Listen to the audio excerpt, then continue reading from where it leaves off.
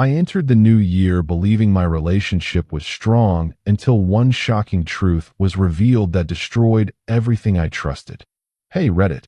You have to know the truth," she said, her voice breaking as she clutched the edge of the kitchen counter. "I've been seeing someone else for months." The words hit me like a freight train, shattering the fragile peace we'd built over the years. If this was real, everything I'd fought for, our home, our future, the life we'd planned together, was gone in an instant. No amount of apologies or explanations could undo the betrayal. Trust, once broken like this, doesn't just mend. It evaporates, leaving a void that swallows everything. I'm 44, married for 18 years, with 2 teenage kids and a mortgage on a cozy house in a quiet suburban neighborhood. We'd always prided ourselves on being the stable couple, the ones who made it through the rough patches while others crumbled. It all started innocently enough, or so I thought, right at the turn of the new year. January 1st dawned crisp and clear, the kind of day that promises fresh starts. I woke up early, the house still quiet except for the faint hum of the refrigerator. She was asleep beside me, her breathing steady, and I felt a surge of optimism. We'd made it through another holiday season without the usual arguments, work stress, family obligations, the endless grind of daily life. For once, things felt solid. I leaned over and kissed her forehead gently, whispering, "Happy New Year, love. Here's to us." She stirred, smiled sleepily, and murmured back, "Happy New Year. I love you." It was simple, but in that moment, it felt profound. We lay there for a while, talking about resolutions. Me, hitting the gym more. Her, picking up that painting hobby she'd abandoned years ago. No big fights, no unresolved tensions. I believed we were stronger than ever, weathering the storms that had tested us before. By afternoon, the kids were up, and we hosted a small gathering with a few neighbors. Laughter filled the living room as we toasted with sparkling cider, sharing stories from the past year. She looked radiant in her favorite sweater, and I caught myself thinking how lucky I was. We'd been through infertility struggles early on, losing a pregnancy that nearly tore us apart, but we'd come out the other side with our 2 kids, now 16 and 14. They were the glue, really, the reason we pushed through. Or so I told myself. That evening, as the guests trickled out, she pulled me aside in the hallway. "This year feels different," she said, her hand on my arm. "Like we're finally in sync again." I nodded, pulling her close for a hug. "Yeah, it does. We've got this." Little did I know, those words were a facade, a mask she was wearing while the cracks beneath grew wider. The next few weeks blurred into routine. Work kept me busy. I'm a project manager at a local engineering firm, dealing with deadlines and client calls that often stretched into the night. She'd taken up part-time shifts at a bookstore downtown, something to fill her days now that the kids were more independent. We texted during the day, little check-ins. "Miss you," or "Dinner at 7?" It felt normal, comforting even. I didn't notice the subtle changes at first, the way she'd glance at her phone a little too often, or how she'd suddenly need to run errands on evenings when I was home early. One Saturday morning, about 2 weeks in, I was in the garage sorting through old boxes when I found a receipt tucked into an old jacket pocket. It wasn't mine. It was from a hotel downtown, dated just a few days before New Year's. The amount was for a single night, and it listed 2 guests. My stomach twisted. I confronted her that afternoon, trying to keep my voice steady. "What's this?" I asked, holding it out. She froze, her face paling. "Where did you find that?" Her eyes darted away, and that's when the first real doubt crept in. She stammered something about a girls' night out with friends, but it didn't add up. Her friends were all married, and none of them had mentioned anything. I let it go, chalking it up to paranoia. After all, we'd just vowed to trust each other more. But deep down, a seed of suspicion planted itself. Things escalated slowly. A week later, I came home early from work to surprise her. The house was empty, but her car was in the driveway. I checked the garage, gone. No note, no text. She returned 2 hours later, flustered, claiming she'd been at the store. Traffic was bad, she said, avoiding my gaze. I wanted to believe her, but the excuses were piling up. That night, in bed, I lay awake, replaying the hotel receipt. Was I overreacting? We'd had rough patches before, arguments over money, the kids' school issues, but infidelity? That was unthinkable. Or so I thought. The turning point came on a Tuesday evening. I was in the living room watching TV when her phone buzzed on the coffee table. She was in the kitchen, but the screen lit up with a message preview. Can't wait to see you tonight. Miss you already. The sender's name was D. Nothing more. My heart raced.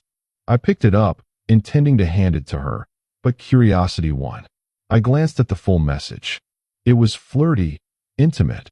References to our secret and last time was amazing. I felt sick. When she came back, I held the phone out. Who's D? I asked, my voice low. Her eyes widened, and she snatched it away. None of your business, she snapped, but her hands trembled. You don't trust me anymore? The accusation stung, flipping the script. Suddenly, I was the bad guy for snooping. We argued for hours, her denying everything, me pressing for answers. She stormed off to bed, leaving me on the couch, questioning my sanity. Was I imagining things? We'd been together so long. Surely, she wouldn't throw it all away. The next day, I dug deeper. I checked our shared bank account. Nothing suspicious, but that didn't mean much.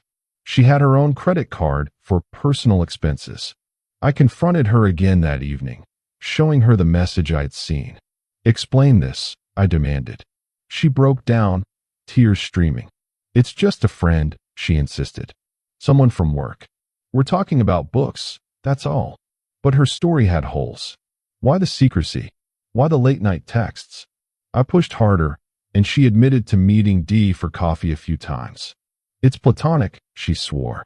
I wanted to believe her, but the doubt gnawed at me. Our marriage counselor from years ago had warned us about communication breakdowns. Maybe this was just that, misunderstandings piling up. As January wore on, the tension simmered. We went through the motions, family dinners, helping the kids with homework, even a date night where we tried to reconnect. But it felt forced. She'd laugh at my jokes, but her eyes were distant. One night, after the kids were asleep, we talked about our past. Remember when we first met? She said, smiling wistfully. You were so charming, sweeping me off my feet. I nodded, holding her hand. And you were the one who kept me grounded. It was a reminder of why we'd lasted so long. But beneath the nostalgia, I sensed something off. Then, the evidence mounted. I found a crumpled note in her purse one day, and signed, but with a heart and a promise to escape together. My mind raced. Who was this person? A coworker? An old flame? I hired a private investigator on a whim, something I'd never thought I'd do. It felt desperate, but I needed answers. The PI reported back a week later. She'd been seen with a man at a local bar, holding hands, kissing. Photos attached. The man was D. Derek, apparently, from her bookstore job. They'd been meeting regularly for months. I confronted her with the photos that Friday night. We were in the dining room, the kids out at a movie. Who is this? I asked, sliding the envelope across the table. She opened it, her face draining of color. You followed me, she hissed. How dare you? But she didn't deny it. Instead, she admitted to the affair, but framed it as a mistake, something that just happened. It started as flirting, she said, her voice pleading. He listened when you didn't. Work was stressful, and you were always busy. The betrayal cut deep. We'd built a life together, vacations, anniversaries, raising kids. And now this. I felt like a fool, blind to the signs. How long? I asked, my voice cracking. Since last summer, she confessed. But it's over now. I ended it for us. Her words hung in the air, but they didn't erase the pain. Trust was shattered, every shared memory now tainted. Could we rebuild? She begged for forgiveness, promising counseling, anything. But I wasn't sure. The stakes were too high. Our family, our home, our future. One wrong move, and it all crumbled. We spent the weekend in limbo, avoiding the kids, hashing out details. She cried, I raged, and we circled back to the same questions. Why him? What did he have that I didn't? She claimed it was a midlife crisis, a need for excitement. You're always so predictable, she said, and that hurt more than the affair itself. Predictable? I thought that was stability. By Monday, the kids sensed something was wrong. Our daughter asked why we weren't talking at breakfast. Just grown-up stuff, I muttered, forcing a smile. But inside, I was unraveling. Work suffered. I snapped at colleagues, missed deadlines. At home, the silence was deafening. We'd agreed to try therapy, but I wondered if it was too late. The deeper backstory emerged in fits and starts during our arguments. It turned out the issues went back further than I'd realized. Years ago, after our second miscarriage, she'd withdrawn emotionally. I'd thrown myself into work to cope, leaving her to handle the grief alone. You weren't there, she accused. I felt invisible. I'd apologized then, but apparently, the wounds festered. Derek had filled that void, offering attention and escape. It made sense in hindsight. The late nights at the bookstore, the book club meetings that weren't. We attended our first therapy session mid-month. The counselor, a stern woman in her 50s, laid it out bluntly. Infidelity doesn't happen in a vacuum. There are underlying problems. She probed our history, the infertility struggles, the financial strains from my job loss a decade ago, the way we drifted apart. I admitted my faults, neglecting her needs, assuming everything was fine. She owned up to her choices, but insisted it was a one-time lapse. I love you, she repeated. I want to fix this. But doubts lingered. I checked her phone secretly one night, finding deleted messages. More lies? Or paranoia? The PI's final report came in. Derek was married too, with kids. A mutual affair of convenience. It disgusted me. How could she risk everything for that? As February approached, the cracks widened. We fought over small things, the dishes, the laundry. She accused me of not forgiving her. I accused her of not being remorseful enough. The kids started acting out. Our son got into trouble at school. Our daughter withdrew. What's wrong with mom and dad? She asked one evening. I had no answer. One night, after another blow-up, she packed a bag. I need space, she said. To think. She stayed with a friend for a week, and the house felt empty without her. The kids asked questions I couldn't answer. Was this the end? I'd entered the year believing we were strong, but now, the truth had destroyed it all. Trust wasn't just broken, it was obliterated.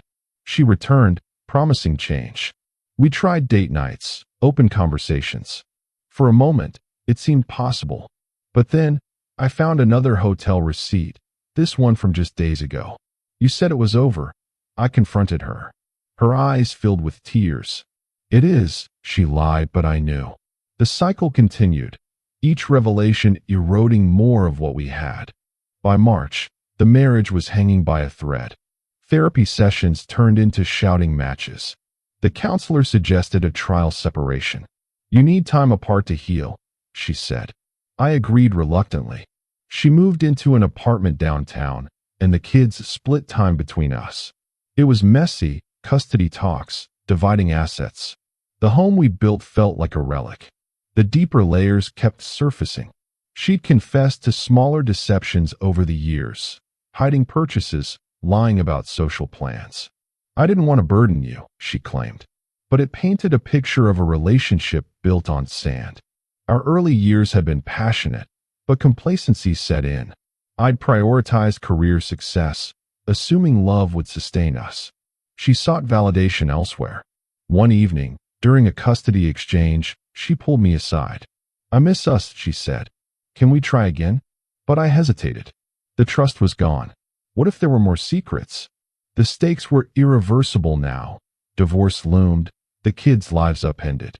As spring arrived, I threw myself into work and the kids. Therapy helped me process the anger, but the hurt remained. She dated casually. I heard through mutual friends, and it stung. We'd been together since our 20s, through thick and thin. Now it was over. The final blow came in April. I discovered she'd been in contact with Derek again, planning a getaway. Photos from the PI showed them at a resort. "It's really over this time," she swore when I confronted her with the evidence. But I was done. "No more lies," I said. "We're filing for divorce." The process was grueling. Lawyers, mediation, dividing everything. The kids were devastated, blaming themselves. "Why can't you just forgive?" our daughter cried. I wished I could, but the truth had destroyed too much. In the end, I moved into a smaller place, started over. The relationship drama played out in whispers among friends, but I kept my head down. At 44, I learned the hard way that trust, once shattered, can't be fully restored. We'd entered the year strong, or so I thought, but one shocking truth unraveled it all. Now, I'm rebuilding, one day at a time, hoping for a future without the shadows of the past.